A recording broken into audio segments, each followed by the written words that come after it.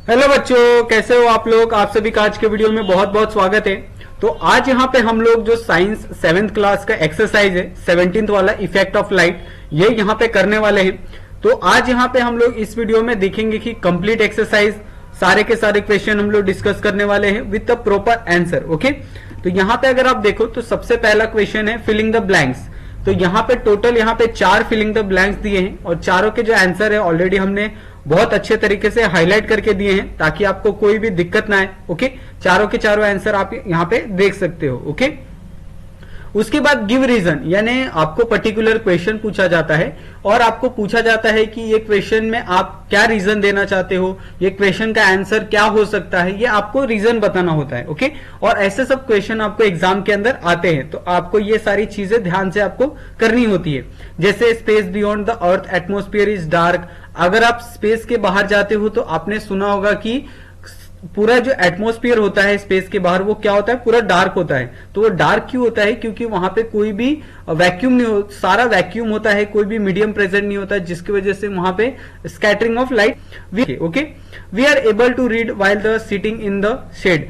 तो अगर आप किसी शेड में बैठे हो, किसी के अंडर बैठे हो, जैसे अगर शेड की बात करें तो या पेड़ के नीचे बैठे हो, घर के छत के नीचे बैठे हो, तो उस टाइम भी आप कैसे रीड कर सकते हो? क्योंकि आपको पता है कि जो लाइट है वो लाइट टेढ़ी मेढ़ी तो नहीं आती है, लेकिन उसका जो लाइट का ये उसका एम्ब्रा है, ओके, पिनम्ब्रा है, वो इतना ज्यादा है कि आप आसानी से कहीं पे भी किसी भी कोने में आप बैठ के आसानी से पढ़ सकते हो। ओके, तो ये इतना ज्यादा उसका ये एक्सटेंडेड सोर्स है सन का कि आपको उसमें कोई भी दिक्कत नहीं आती है। ओके, उसके बाद we should not observe the solar eclipse with the naked आई।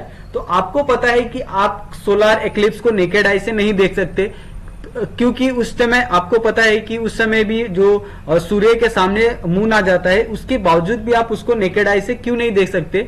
क्योंकि मून तो आ गया, लेकिन जो उसके रेज है, जैसे अल्ट्रावायलेट रेज है, वो तो पृथ्वी तक आ रहे, अर्थ तक आ रहे। तो ऐसे टाइम पे अगर आप नेकेड आई से देखते हो तो इससे बहुत सारे जो हार्मफुल रेज है वो आपके आंख में डायरेक्टली आते हैं, जिसकी वजह से आपको बहुत सारी जो प्रॉब्लम है वो फेस करने को मिल सकती है। इसकी वजह से आपका जो विजन है, आपकी देखने की जो शक्ति है वो डैमेज हो सकती है। इसके लिए आप सोलर एक्लिप्स को भी आप नेकेड आई से नहीं देख सकते। ठीक है, उसके बाद give some example of the scattering of light that we come across the day to day life. तो आपके लाइफ में यानी डे टू डे लाइफ में कौन कौन से ऐसे एग्जांपल है जिसको आप as a scattering of light की तरह आप ले सकते हो? जैसे a beam of light emerging from the cinema projector, okay, a beam of light emerging from the hand lamp of the car moving through the thick fog, okay, the sun appear red at the sunset, the sky appear blue। तो ये सारी चीजें scattering of light के जो आप day to day life में आप रोज देखते हो। Okay, why is the shadow of the bird fly is not seen on the अर्थ।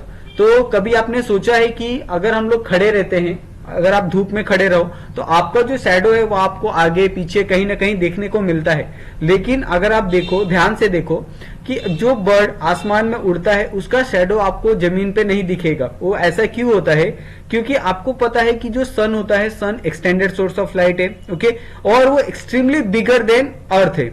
आप अर्थ से भी बड़ी चीज का अगर आप सोच सकते हो कि अर्थ से भी वो बड़ा है, तो अर्थ के अंदर एक ऐसे जीव के बारे में जो अर्थ के अंदर उड़ रहा है, उस जीव का आप सोचोगे कि वो आसमान से उसका जो शैडो है वो बनेगा, तो ये इम्पॉसिबल है। ओके, क्योंकि एक्सटेंडेड सोर्स होने के कारण जो चारों तरफ से जो लाइट आती है वो सारी चीजें क्या करती है, उस बर्ड के जो शैडो है उसको डिसअपेयर कर देती है। ओके, देन उसके बाद why is the penumbra not obtain from the point source.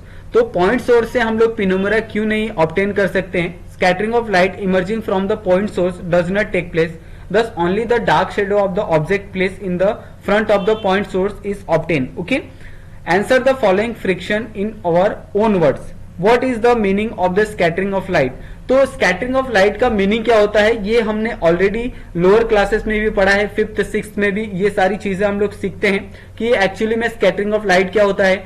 7th में भी अगर आपने जब ये लेसन पढ़ा होगा, ओके, 17th वाला, तब उस समय भी आपको ये स्कैटरिंग ऑफ लाइट के बारे में आपको पता चला होगा। ओके, तो यहाँ पे लाइट जो मॉलिक्यूल होता है बहुत सारे टाइनी पार्टिकल प्रेजेंट होते हैं एटमॉस्फेयर में, उससे क्या होता है स्कैटर्ड होता है और उसी को हम लोग बोलते हैं स्कैटरिंग ऑफ लाइट बोलते हैं। ओके, और स्कैटरिंग ऑफ लाइट क्या होता है, precise the light, a beam of light, blue sky, reddish appearance, ये सारी चीजें क्या है स्कैटरिंग ऑफ लाइट के हैं। ओके, इन्हीं की वजह से आपको दिन में अगर आप देखते हो तो पूरा जो आसमान है ब्लू दिखाई देता है, शाम के समय में आपको ऑरेंज और येलो दिखाई देता है, ये सारी चीजें है स्कैटरिंग ऑफ लाइट की वजह से। ओके, देन उसके बाद does the really vanish in the zero shadow condition. Okay, क्या आप जीरो शैडो कंडीशन में जो आफ्टरनून होता है उसके समय में आपका जो बॉडी का जो शैडो है क्या वो पूरी तरह से वैनिश हो जाता है। ओके, तो वो वैनिश नहीं होता है, बल्कि जो हमारे सर के ऊपर जब हमारे सर के ऊपर जो सन आ जाता है उसके वजह से जो हमारा शैडो है वो शैडो हमारे एकदम फीट पे पड़ता है।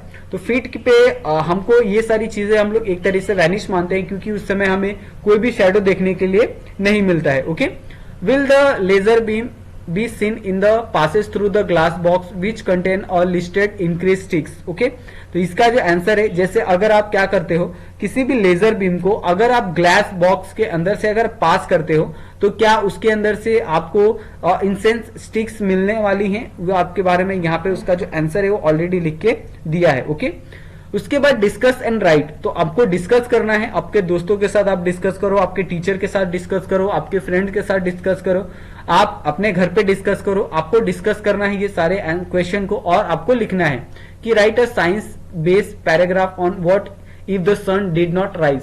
अगर सोचो कि अगर सन राइज नहीं होता है, सन उगता नहीं है, तो क्या होगा, क्या क्या फेस करना पड़ेगा, क्या क्या दिक्कतें आएगी। ओके, तो ये सारी चीजें यहाँ पे आपको बतानी है। तो इसका आंसर बहुत बड़ा हो सकता है, आप चाहे तो इसमें बहुत सारे लिख सकते हैं पॉइंट्स को। ओके, तो इसके लिए यहाँ पे पूछा है कि डिस्कस एंड राइट, तो इसमें आप मिनिमम हम लोग कहे तो आप 10 to 15 पॉइंट्स आसानी से लिख सकते हैं और मैक्सिमम तो बहुत सारे हो सकते हैं। ओके, तो इसमें कोई भी क्वेश्चन के आंसर अगर आपको आते हैं डिस्कस एंड राइट, तो आपको बिल्कुल नहीं सोचना है, आपके दिमाग में जो आता है वो आपको लिख सकते हैं। ओके, क्योंकि उसके अंदर कोई भी लिमिटेशन नहीं होता है, कोई ये नहीं बाउंड नहीं होता है, किसी तरह का कोई रोक टोक नहीं होता है कि आपको ऐसे ही आंसर लिखना है। ओके, देन उसके बाद यहाँ पे वहां पे हमने टोटल 4-5 पॉइंट डिस्कस किए, यहाँ पे टोटल 4 पॉइंट है। ठीक है, तो आप देख सकते हैं कि कितने सारे पॉइंट्स हमने लिखे हैं, उसके बावजूद भी आप बहुत सारे ऐसे जो पॉइंट्स है वो आप लिख सकते हैं। ओके, तो ये हो गया एक पॉइंट। उसके बाद यहाँ पे what effect will you make to remove the misconception about the eclipse. तो आपको पता है कि बहुत सारे जो मिसकंसेप्शन होते हैं एक्लिप्स को लेके, कि बहुत से लोग सोचते हैं कि अगर एक्लिप्स होता है, अगर ग्रहण लगता है, चाहे सूर्य ग्रहण हो या चंद्र ग्रहण हो, तो ऐसे समय पे खाना नहीं खाना चाहिए, नहाना नहीं चाहिए। तो ये सारी चीजें साइंटिफिकली बहुत ज्यादा रॉन्ग है, इसको साइंस बिल्कुल भी नहीं चाहता। ठीक है, तो इसके लिए हमें अवेयरनेस लाना होगा, लोगों को समझाना पड़ेगा कि ये सारी चीजों से कोई भी दिक्कतें नहीं होती है। ओके, और साइंटिफिकली ये प्रूफ नहीं है कि एक्लिप्स की वजह से हमारे लाइफ पे, हमारे बॉडी पे कोई गलत इंपैक्ट जाता है। ओके, बहुत से लोग क्या करते हैं, एक्लिप्स के समय में हम लोग देखने जाते हैं चंद्र ग्रहण को, सूर्य ग्रहण को, देन उसकी वजह से जो अल्ट्रावायलेट रेज है वो आपके आंख में आती है, फिर आपकी जो तबीयत है वो खराब हो जाती है। ओके, तो लोग उससे सोचते हैं कि एक्लिप्स के कारण, हमें देखने के कारण वो सारी चीजें हमें हो रही है, लेकिन उसके बिहाइंड, उसके पीछे जो रीजन होता है वो रीजन होता है जो अल्ट्रावायलेट रेज आती है सन से, वो सन से अल्ट्रावायलेट रे रुकती नहीं है। ठीक है, क्योंकि वो डायरेक्ट आपके अर्थ तक रीच करती है। तो इसकी वजह से आप जब भी अगर आप ये देखते हो, एक्लिप्स को देखते हो, तो एक्लिप्स को देखने समय आपको ये लगेगा कि हाँ सूरज नहीं उगा है, लेकिन जो उसके रेज है वो आपके डायरेक्ट आंखों में आती है, जिसकी वजह से आपको बहुत सारी जो प्रॉब्लम है वो आपको फेस करने को मिलती है। ओके, तो ऐसे समय पे ये सारी चीजें आपको, अगर आप इसका अवेयरनेस ज्यादा करोगे, आप इसके बारे में बहुत ज्यादा बताओगे किसी को, तो ये बहुत सारी चीजें हैं जिससे बहुत सारी जो हार्मफुल चीजें हैं उनको रोका जा सकता है। ओके, देन उसके बाद various eclipse and the condition during that period.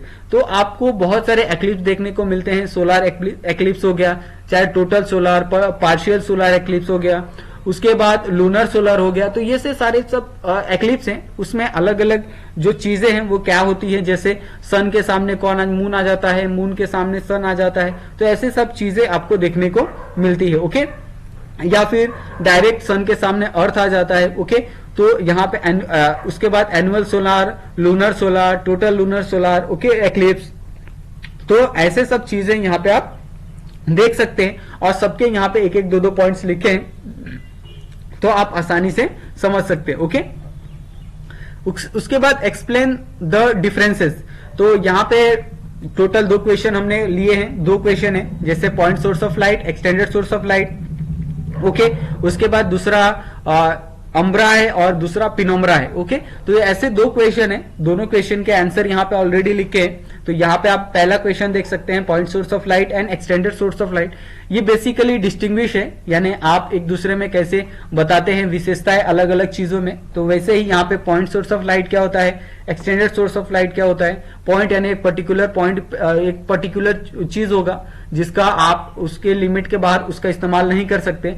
और एक्सटेंडेड सोर्स ऑफ लाइट यानी आपका सन हो गया, जिसमें आप पूरे अर्थ को आप हाफ अर्थ को आप उससे लाइट प्रोवाइड कर रहे हैं बिना किसी चीज के। ओके, तो इसको एक्सटेंडेड सोर्स ऑफ लाइट बोलते हैं। उसके जैसे आप कहीं पे शेड में हो तो भी आप पढ़ सकते हो, ठीक है। आप कहीं ऐसे जगह पे हो जहां पे लाइट कभी जाती नहीं है, वहां पे भी आपको उसका जो उसके एक्सटेंडेड सोर्स ऑफ लाइट के कारण आपको वहां पे भी आपको उजाला देखने को मिलता है। ओके, सेकंड क्वेश्चन यहाँ पे अम्ब्रा और पिनोम्ब्रा है। ओके, तो ये दोनों के भी यहाँ पे 3-3 पॉइंट ऑलरेडी हमने लिख के दिए हैं। ओके, तो इस तरीके से यहाँ पे आप देख सकते हैं कि पूरी तरह से ये जो चैप्टर है उसका एक्सरसाइज यहाँ पे हमने कवर किया है। फिर भी अगर बच्चे लोग आपको कोई डाउट होगा तो आप लोग मुझे कमेंट करके पूछ सकते हो। ओके, और मेरा आपसे यही रिक्वेस्ट है कि प्लीज हमारे चैनल को सब्सक्राइब कर दो, ताकि आपको अगर आप नेक्स्ट ईयर में आप 8th में जाओगे, 9th में जाओगे, ओके, तो आपको वहां पे भी इसके रिलेटेड आपको वीडियोस वहां पे मिल जाएंगे। ओके, 8 और 9th के रिलेटेड। ओके, और उसके बाद यहाँ पे हमारा एक टेलीग्राम ग्रुप है, वो भी आप ज्वाइन कर सकते हो, वहां पे भी आप कोई भी क्वेश्चन आप पूछ सकते हो। ओके, तो थैंक यू सो मच बच्चे लोग, मिलते हैं हम लोग नेक्स्ट वीडियो में नए एक्सरसाइज के साथ। Thank you so much.